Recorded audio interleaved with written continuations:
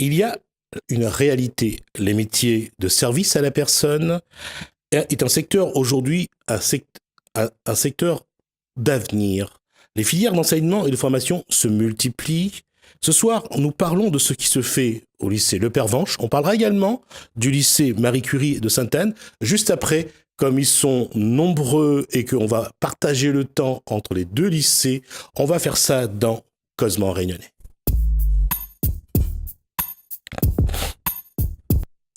Une fois n'est pas coutume, les femmes sont plus nombreuses. On le sait depuis qu'on est à l'école, il y en a toujours plus. On le sait aussi à la maison, il y en a souvent plus d'ailleurs. Et c'est elles qui décident. Et ce soir, c'est elles qui vont parler puisque nous recevons d'abord le lycée Le Pervenche, le MCAD de Le Pervenche. On va tout de suite savoir ce que c'est. D'abord, Sandrine Perrin, bonsoir. Bonsoir, monsieur. Alors, pour ne pas se tromper, alors je vais dire les noms et elles vont lever le doigt. Alors, Mathilde Delela. Bonsoir. Alors, bonsoir. Comment lever le doigt en plus? Salomé Espel, bonsoir. Bonsoir. Et Roselyne Kalimoutou, bonsoir. Bonsoir. Alors, MCAD, qui c'est qui me donne la définition? Même si je le sais déjà. Mention complémentaire d'aide à domicile. Non, on prend le temps, on le dit bien. Mention complémentaire d'aide à domicile. D'accord. Alors, ça veut dire quoi? Puisque Rosine avait levé la main avant. C'est une formation pour nous permettre de travailler à domicile auprès des personnes âgées, handicapées ou des enfants. Ou des familles aussi. D'accord. Sandrine Perrin va résumer tout ça? Oui, c'est ce qui a été évoqué est juste, à savoir que la mention complémentaire d'aide à domicile est une formation qui permet aux titulaires d'exercer ses fonctions auprès des familles, auprès des enfants, auprès des personnes âgées et auprès aussi de personnes porteurs de handicap. Elle s'exerce soit au domicile privé individuel, soit au domicile privé collectif. Donc, elles peuvent aussi travailler en structure sous certaines conditions. Alors c'est une formation technique et humaine qui permet d'avoir une approche globale de la personne qui sera prise en charge. Alors, vous avez fait votre formation en quelle année? Moi, l'année dernière. Pendant combien de temps? 1 an. Un an. J'ai terminé en juillet, là. D'accord. Rosine? Moi en 2015. Mathilde? Et moi en 2013. D'accord. Aujourd'hui, qu'est-ce que vous faites dans la vie? Moi, je travaille en tant qu'accompagnante éducative et sociale, donc à Saint-Denis. D'accord. Ça veut dire quoi? Dans les faits, vous faites quoi? Je m'occupe des personnes âgées, handicapées, avec des pathologies mentales. Et je suis amenée à leur faire les courses, à la toilette, à l'aide à la toilette, faire leur ménage, faire l'entretien de la maison. Et voilà, les emmener à des rendez-vous médicaux, un peu de tout. Leur courrier, leur papier, tout ça. Déjà, le langage, c'est bien. Hein. Pathologie. Bravo. Alors, qui me donne les autres? On va commencer par Mathilde. On poursuit par Mathilde déjà. Qu'est-ce qu'elle fait aujourd'hui? Aujourd'hui, je suis aide-soignante à l'hôpital, donc à Saint-Paul. Donc voilà, ça fait 3 ans et demi aujourd'hui. C'est quelque chose que vous appréciez ou pas? Oui, c'était un rêve depuis longtemps. Et le rêve est devenu réalité, et la réalité, elle est aussi beau que le rêve? En fait, il faut avoir beaucoup de patience dans ce métier-là. Il faut aimer avant tout.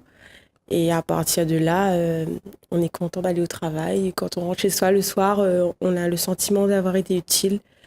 Et ça, c'est un sentiment, un grand sentiment de satisfaction. Ça permet l'affirmation de soi, ce travail? Mm. C'est d'aider les autres, d'être là pour les autres? Oui. Qu'est-ce que vous faites dans une journée, par exemple? Alors, ça passe par les toilettes le matin, donc des aides à la toilette, totale ou partielle, de l'accompagnement au repas, donc l'installation aussi, l'échange. Quel a été le plus beau souvenir depuis que vous êtes dans ce métier? C'est plus avec les personnes âgées, à la maison de retraite, quand on fait des animations. Donc, voilà. Alors, c'est quoi les animations? Ça dépend, ça peut être la semaine bleue où il y a plein d'animations, les fêtes, les chants. Le travail avec les personnes âgées, ça exige quoi exactement? Ça exige beaucoup de patience et beaucoup d'empathie. Parce qu'il faut chaque fois adapter la prise en charge en fonction des pathologies. Et les personnes âgées demandent beaucoup parfois? Oui. Et c'est le travail de l'aide-soignante d'être présente. Oui. D'accord. Et c'est un boulot que vous allez faire jusqu'au bout. Oui. D'accord. Rosine, même question, le travail aujourd'hui, quelle est la situation et qu'est-ce que vous faites? Ben, aujourd'hui, je suis auxiliaire de vie depuis bientôt 3 ans. On va juste... alors, rapprochez un petit peu le micro de vous, voilà. Qu'est-ce que j'allais dire? Finalement, donc, aide Accompagnante éducative et sociale. accompagnatrice, aide-soignante et auxiliaire de vie. Oui. Il y a une différence entre les trois, avant qu'elle continue? Il y a une différence entre les trois ou parce que quand on regarde, vous faites la même chose? Ben, elle est aide-soignante, elle a un diplôme d'État. Ah d'accord, ça c'est la différence. C'est comme quoi, j'ai vraiment appris ça aujourd'hui. Non, je vais quand même rectifier. Ça reste avec la réforme de 2016 un diplôme d'État, sauf que pour être plus précis, Mathilde a un volet soignant que les titulaires du diplôme AES n'ont pas. C'est-à-dire que Mathilde peut être amenée à faire des soins et elles peuvent le faire sous Contrôle d'une directive, infirmière. sous contrôle de quelqu'un qui a une formation Profession libérale voilà. infirmière. Alors ma question, Rosine, c'est voilà la même chose. C'est qu'est-ce que vous devenez, qu'est-ce que vous faites? Ben, voilà, je suis auxiliaire de vie et Alors c'est quoi une auxiliaire de vie? c'est une personne qui intervient au domicile des personnes âgées ou des personnes handicapées. Je fais le ménage, les courses, la préparation des repas, l'aide à la préparation des repas. Je peux faire aussi des toilettes parfois. Et après, c'est de l'accompagnement, des activités, être à l'écoute de la personne, être là pour la personne, on va dire. C'est un métier que vous vouliez faire depuis le début et que aujourd'hui vous y êtes. Ça vous fait plaisir ou c'est un métier que vous avez pris un petit peu parce que il fallait regarder le marché du travail et prendre le métier, prendre le secteur d'activité où il y avait du travail? Non, c'était un métier que je voulais faire depuis le départ. D'accord. Est-ce qu'aujourd'hui, à votre avis, et je vais essayer quand même de suivre l'heure parce que je dois garder un quart d'heure, là, est-ce qu'aujourd'hui, les gens, là, le public, d'une manière générale, est conscient du travail que vous faites et surtout de la valeur, de la dimension de votre travail? Est-ce que vous avez l'impression que le public a cette réalité-là en tête? À domicile, en tout cas, pas forcément, parce que pour les familles, des fois, on est là juste pour nettoyer la maison, en fait. Mais en fait, pas du tout, parce qu'on fait un travail d'accompagnement énorme, en fait, parce que cette personne-là, si elle est isolée, que nous, on essaye de... nous, on fait un travail sur cet isolement. On va faire en sorte que cette personne puisse sortir, on va faire des papiers, on va faire des démarches, on va pas juste être là pour nettoyer sa maison, en fait. C'est vrai ce qu'a dit Oui. la copine? Oui. Qu'est-ce que vous apportez de plus? On est là, c'est un accompagnement social, c'est pas que faire du ménage ou du repassage, c'est bien plus que ça, c'est être là pour la personne, à l'écoute, et puis on peut voir aussi forcément ce que la famille ne voit pas, si la personne n'est pas bien ou... Et la question que je vais vous la poser, mais j'espère que ça va pas être mal pris et j'espère que les réponses n'ont pas non plus vous choquer. La solitude des personnes âgées, vous la vivez également au jour le jour quand vous voyez des personnes isolées. Vous essayez aussi d'apporter un petit peu cette chaleur humaine dont elles ont besoin. Oui, oui. beaucoup même. Beaucoup, c'est-à-dire? Il y a des personnes, elles sont toutes seules, elles habitent dans les hauts. Elles sont toutes seules, il n'y a pas de boutique, il n'y a rien. Donc du coup, on est là, on essaye de faire ce qu'on peut avec les moyens du bord. Du coup, on fait de l'accompagnement social, on se débrouille avec ce qu'il y a chez eux et on fait en sorte que la personne se sente bien.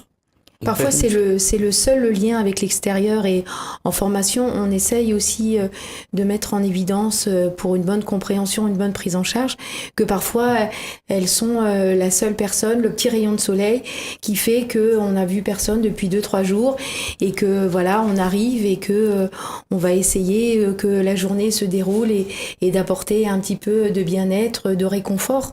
Hein, c'est vraiment aussi, quand elle parle d'accompagnement social, c'est vraiment quelque chose qui paraît un peu à la fois simpliste, mais c'est vraiment des notions qui demandent un vrai investissement et quelque part, je dirais aussi, c'est quelque chose on a en soi de développer cette capacité pour permettre à l'autre d'être bien, de rester le plus longtemps possible dans les meilleures conditions chez soi.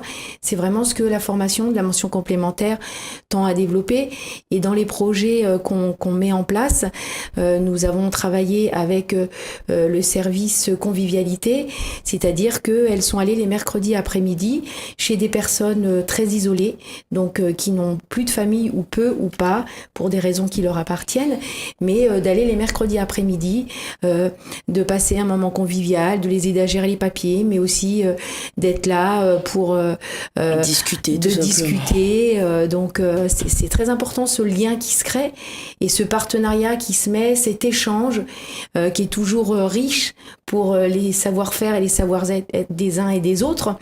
Et on passe aussi des moments très conviviaux et l'importance de se vivre ensemble, de ce travail d'échange intergénérationnel qu'on peut avoir et qui fait du bien. Et aujourd'hui, là, quand vous faites un petit peu le constat ou vous faites un petit peu le bilan de tout le parcours que vous avez réalisé jusqu'à maintenant, quel regard vous portez d'abord sur votre parcours et bien sûr sur vous-même? Mathilde, qui essaye de ne pas répondre. Moi, personnellement, je suis vraiment fière de moi, même si je le dis pas. Mais déjà, grâce à la mention complémentaire aide à domicile, ça m'a vraiment beaucoup apporté. Parce qu'à la base, je voulais, après le BEP, faire directement aide-soignante. Et quand j'ai participé aux Olympiades des métiers, je me suis dit... c'est quoi les Olympiades des métiers? C'est comme les meilleurs ouvriers de France. C'est pareil, mais sauf que c'est plus dans les lycées professionnels. Donc, c'était les élections, les sélections régionales. Et elle a eu la médaille de bronze. Ça a été remis au MOCA, je crois. Les prix ont été remis au MOCA, si je ne me trompe pas. Ouais. Et voilà, donc c'était dans le secteur aide à la personne. Et aujourd'hui, quelle va être la perspective d'avenir? Continuer à se former? Oui, surtout ça, et peut-être un jour faire infirmière. Enfin, pas peut-être, je veux faire infirmière. Libéral ou au milieu hospitalier? Déjà en milieu hospitalier, et puis... D'accord. Pour vous, mesdemoiselles? Moi, ça serait de passer le concours d'aide-soignante et après, continuer à se former. Après, dans ce métier-là, il y a toujours à apprendre. Donc, du coup, c'est jamais fini. Vas-y. Pareil, aide-soignante aussi pour plus tard. Et puis, peut-être un jour infirmière, on verra. Aujourd'hui, cette filière qui existe donc au lycée Le Pervenche, comme au lycée Marie Curie donc de Sainte-Anne à Saint-Benoît, est-ce que ça répond vraiment à une évolution de notre société? Et si oui, comment cette filière va évoluer? Écoutez, c'est vrai que aujourd'hui, sur un plan sociétal, c'est clair que le maintien à domicile est quelque chose d'actualité, qu'on a envie de rester chez soi le plus longtemps possible dans les meilleures conditions, et que ce sont des métiers, des nouveaux métiers émergents qui permettent à des élèves d'avoir un cursus et aussi d'avoir une bonne insertion professionnelle parce que il y a du travail. Donc c'est tout à fait possible, oui, et du travail, il y en a, de la demande, il y en a, et la mention complémentaire permet cet accès à une insertion professionnelle. Aujourd'hui, sur le lycée Léon Le Pervenche, sur ma promotion de l'année dernière où Salomé était, sur les 15 élèves, il y en a déjà 7 qui sont en contrat. Donc ça veut bien dire que derrière, il y a des possibilités, il y a de l'embauche. Il y a de l'embauche sur le domicile et sous certaines conditions, je vous disais au départ, de cette accessibilité de diplôme, travailler en structure, dans des services de dialyse. Donc ça reste un métier d'avenir, oui. Je crois que c'est...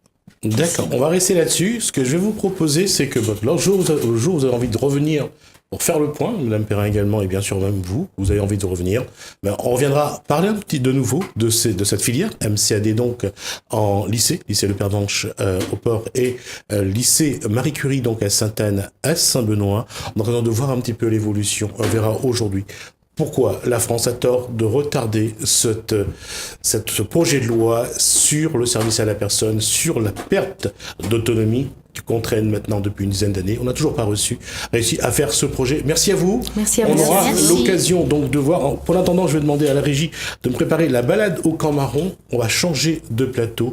On va faire le temps d'aller faire une visite chez Jean-Paul Bavol.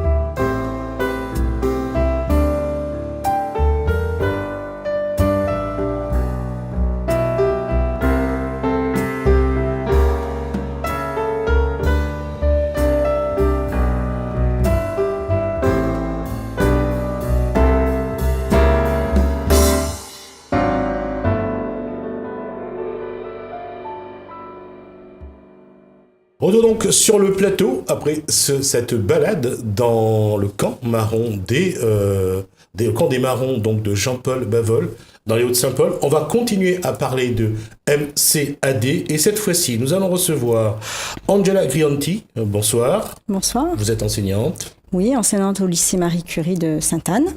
L'autre enseignante du plateau, c'est Marie-Laure Bardy. Bonsoir. Bonsoir. Donc, voilà. Enseignante en Sciences et techniques médico-sociales. D'accord. À côté d'elle, il y a donc Marie Maillot. Bonsoir. Bonsoir. La jeune adolescente qui m'a contacté donc à l'époque. Patricia Boyer. C'est moi. C'est moi. Présente. Merci. Et donc la dernière que je vais nommer, Océane Dello. Bonsoir. Oui, bonsoir. Elle, dans son coin, elle nous parle. Le prof ne vous interrogera pas pendant l'heure. Le quart d'heure qui va venir. On va continuer le débat la discussion qu'on a eu, l'échange qu'on a eu sur le MCAD. Alors, est-ce que, j'allais dire, que ce soit au lycée Le Pervenche du Port juste avant ou vous, maintenant, du lycée Marie Curie de Sainte-Anne à Saint-Benoît, c'est le même cursus, c'est le même contenu, bien sûr. Oui. Évidemment. Puisque c'est C'est pas évidemment, moi je vous pose la question, c'est pour savoir. C'est un diplôme national géré par le ministère en charge de l'éducation, donc c'est exactement les mêmes contenus. D'accord. Et vous, à Saint-Benoît, dans le contenu, dans tout ce qui est le cursus, qu'est-ce que vous essayez, vous, d'apporter en tant qu'enseignant ? D'abord, la connaissance du métier ou une approche plus humaniste, j'allais dire ? On essaye un petit peu de faire les deux, puisqu'il faut avoir des bases quand même du métier pour pouvoir après correctement pratiquer. Donc on essaye de faire de la pratique en cours, mais également on fait sortir le lycée ou on fait entrer d'autres personnes au lycée pour pouvoir les mettre dans des situations professionnelles réelles. La particularité que j'ai dit tout à l'heure lorsque j'ai plaisanté avec Marie Maillot, c'est l'âge des lycéens et des lycéennes plutôt qu'il y a donc dans cette filière. Est-ce qu'on peut dire votre âge juste pour montrer, parlez dans le micro par contre, est-ce qu'on peut dire votre âge ? Oui, Alors vous avez quel âge ? à 52 ans. Et qu'est-ce Je qu'il y suis a ? une grande adolescente de 52 ans. Comme quoi le syndrome de Peter Pan, c'est pas quelque chose c'est une réalité. J'allais dire, qu'est-ce qui fait qu'à 52 ans, on décide de revenir au lycée, de réapprendre un métier ? En fait, on ne vient pas comme ça. Je pense que c'est un désir qu'on a depuis très très longtemps. Et je dirais que les années amènent qu'on a envie vraiment de faire ce qu'on a envie de faire. Et ce métier, c'est vraiment de l'empathie. Et on a à un moment donné de notre vie, on a vraiment envie d'être dedans, de vivre, pouvoir vivre son rêve, voilà. D'accord. Je vais te poser la question, mais c'est pas pour vous embêter. Vous avez quel âge ? J'ai 19 ans. 19 ans ? Oui. Et vous êtes avec elle dans le même cours, c'est ça ? Oui, c'est ça. Et ça fait quoi d'avoir une copine qui a le même âge que vous ? Généralement, ça fait du bien parce que c'est pas la même tranche d'âge. On découvre tous les jours d'autres choses et on partage surtout beaucoup de choses. On apprend déjà. Déjà, notre âge 19 ans, c'est comme si on sort vraiment de l'école. Et ensuite, qu'on arrive avec des personnes qui ont déjà vécu beaucoup de choses avant nous, le fait de partager, c'est quelque chose d'enrichissant en fait. C'est pareil ?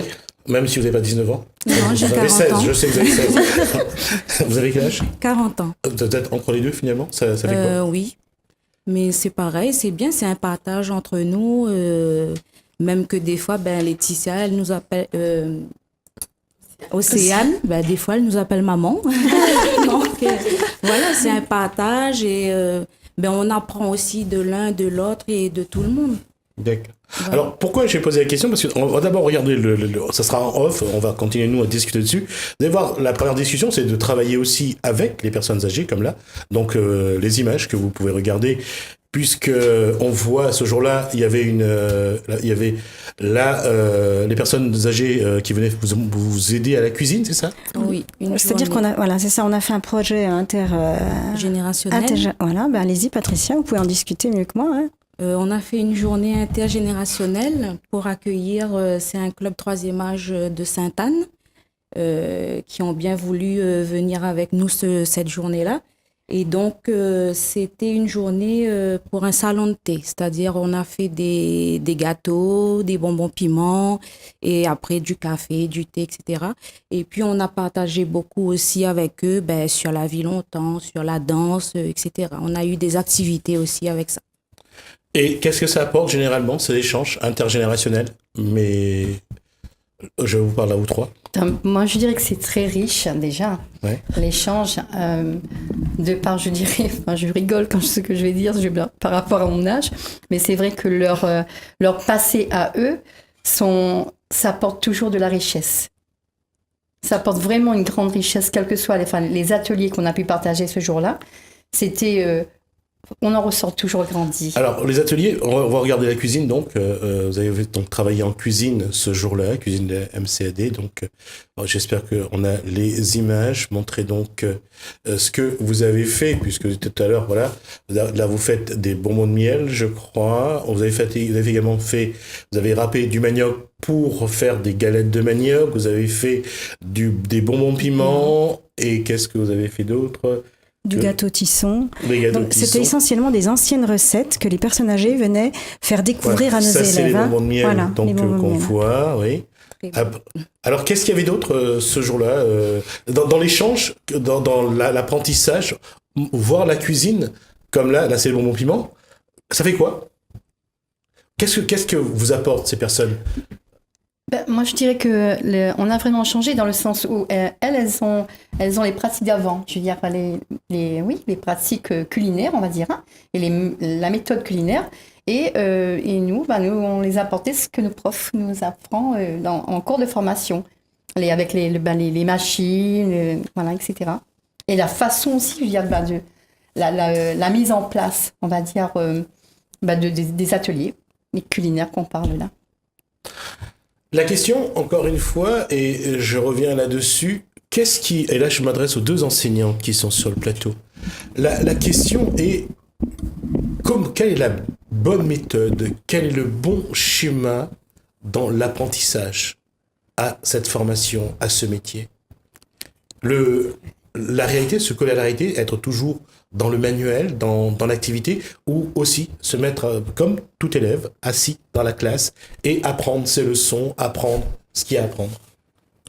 Peut-être je vais commencer. Donc, effectivement, la difficulté pour ces personnes, c'est, comme elle disait Marie, c'est de revenir en formation. Donc, c'est difficile pour elles de rester des heures assises. Donc, du coup, on essaye vraiment de proposer des activités qui les mettent en mouvement. Aussi bien à travers donc les séances de pratique elles-mêmes, mais même lorsqu'il s'agit de faire un cours sur la biologie humaine par exemple, eh bien elles se mettent en scène, elles font des exposés, etc. Parce que ce qui est plus important finalement, c'est de comprendre à travers l'activité professionnelle le sens qu'on va donner à ce que l'on fait grâce aux connaissances en fait. Voilà. On essaie vraiment d'adapter notre pratique à la réalité. Puisque la formation dure une année, pendant cette année-là, elles vont aussi bien être en cours qu'être en milieu professionnel. Donc, il faut les préparer au mieux à cette pratique professionnelle.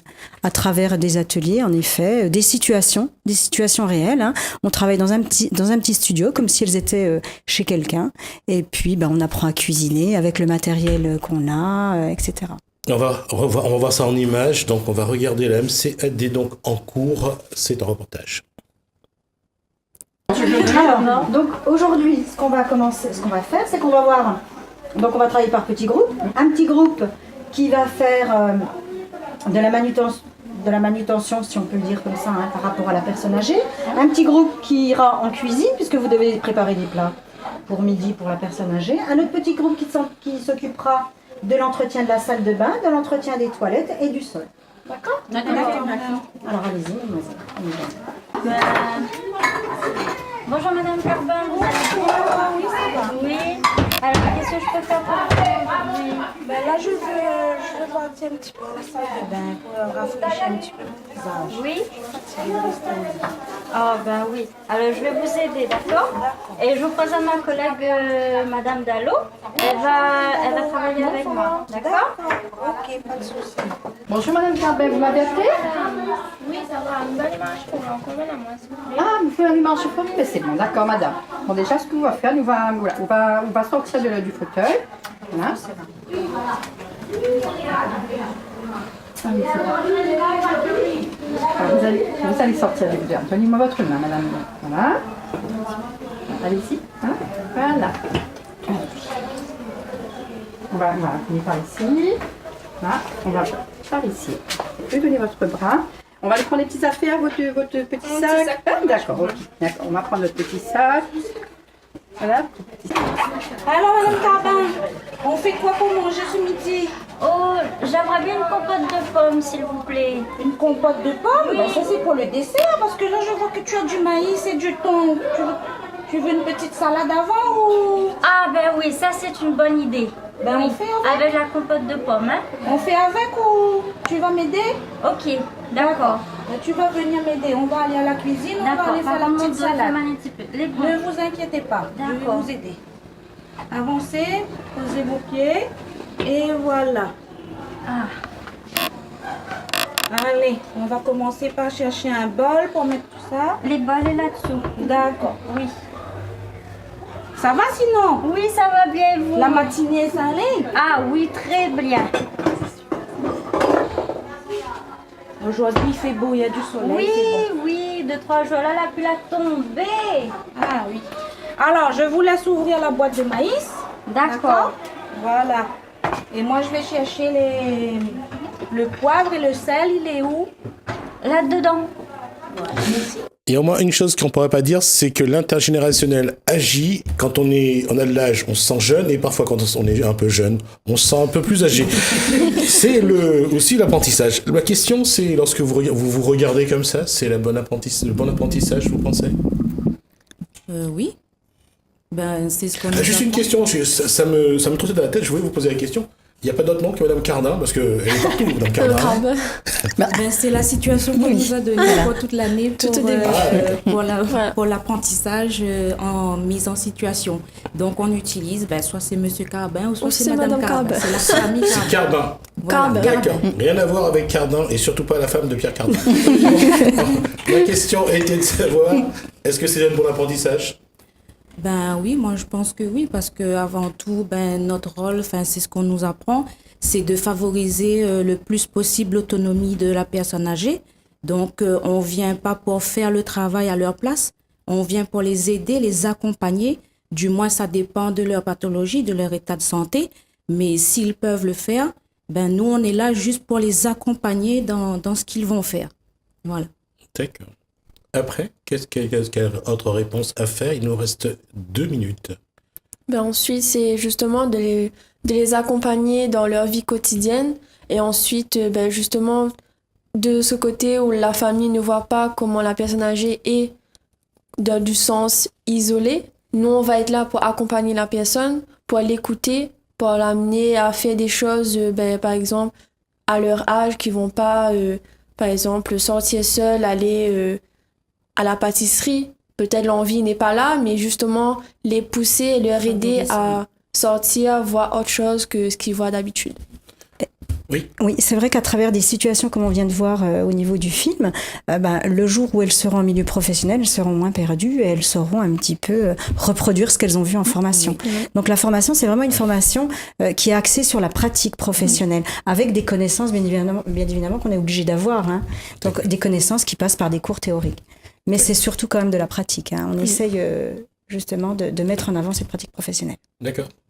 Marie-Laure Bardi ou Marie Maillot? Moi, je dirais aussi, il y a le côté solitude de la personne aussi, et les petites mises en situation. Ça nous permet aussi en même temps de voir et de comprendre l'être humain, je veux dire la personne portant handicap, la personne âgée, le milieu, le public où nous, on va travailler plus tard. C'est vraiment comprendre la solitude aussi. Je pense que c'est un autre schéma qui est très important. D'accord. Marie-Laure Bardi.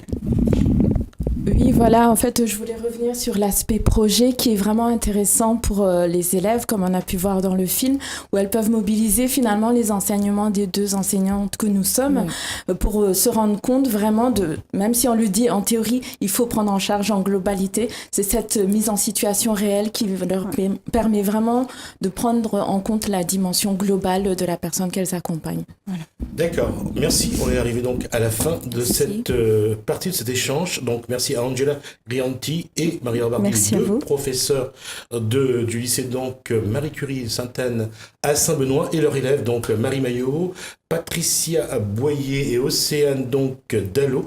Merci à vous pour cet échange. Je vous le dis tout de suite, on aura l'occasion de vous revoir sur ce plateau pour voir un petit peu l'évolution, voir comment ça se passe, et on va suivre aussi ce que vous faites, et pour montrer aujourd'hui que les filières de service à la personne est en pleine expansion, et on verra si tout est fait pour que la filière propose ce qu'il faut pour que le personnel répond aux besoins à venir, puisque je rappelle qu'en 2030, il y aura 225 000 personnes âgées à La Réunion, alors qu'en 2010, il y en avait 100 000. Merci donc à vous, mesdames et mesdemoiselles. Merci à vous de nous avoir suivis. Merci de votre fidélité. Merci à François et merci à Lalaine donc pour leur collaboration toujours efficace à la technique. Portez-vous bien, faites-vous plaisir. Je vous dis à demain. Bonsoir.